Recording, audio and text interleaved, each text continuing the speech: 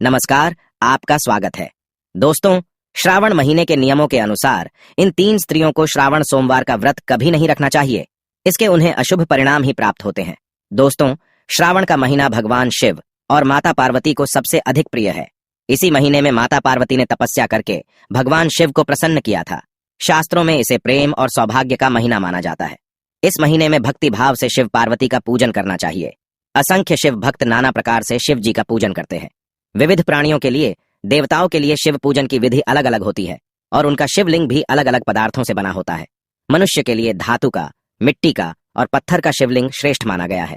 इसीलिए इस महीने में निश्चित ही शिवलिंग की पूजा करनी चाहिए। शिवलिंग माता पार्वती और भगवान शिव का प्रतीक रूप है। यह उनका निराकार रूप माना जाता है।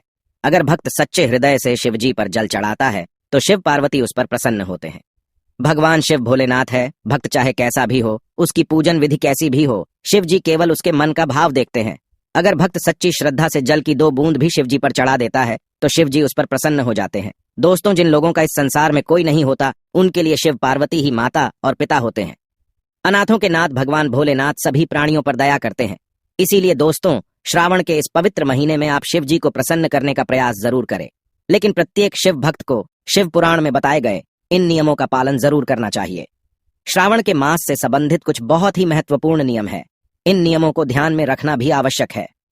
खासकर विवाहित स्त्री पुरुष को इन नियमों का पालन करना चाहिए।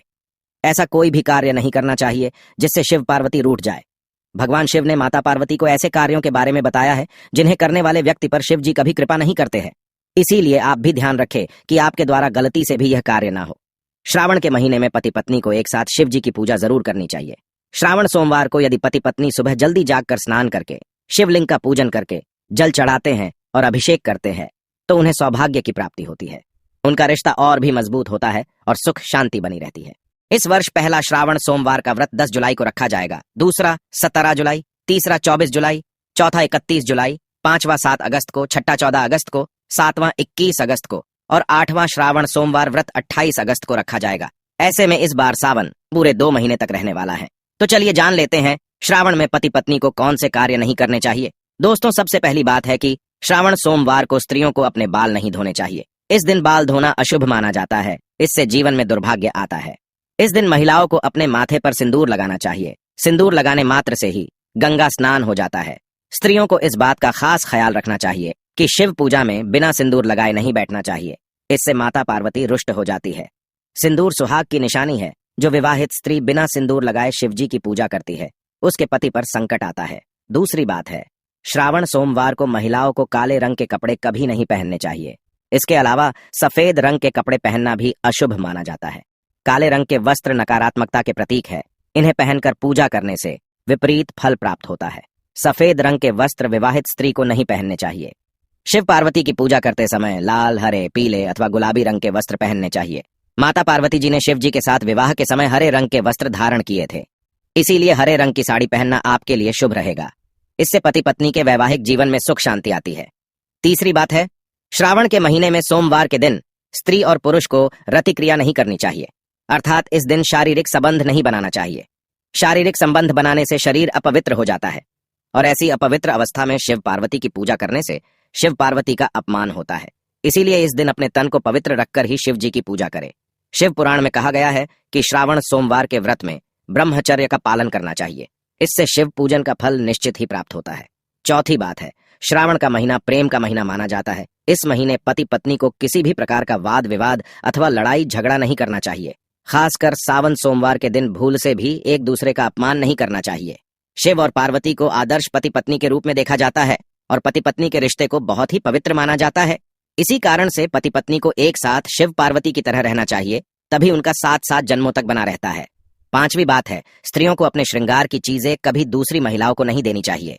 जो स्त्री अपनी श्रृंगार की चीजें दूसरों को देती है, उसका और उसके पति का रिश्ता कमजोर पड़ने लगता है। आप श्रावण के महीने में नया श्रृंगार का सामान खरीद कर दें, लेकिन अपना खुद का श्रृंगार का सामान कभी दूसरी महिला को नहीं देना चाहिए। छठी बात है, तामसिक आहार का सेवन नहीं करना चाहिए।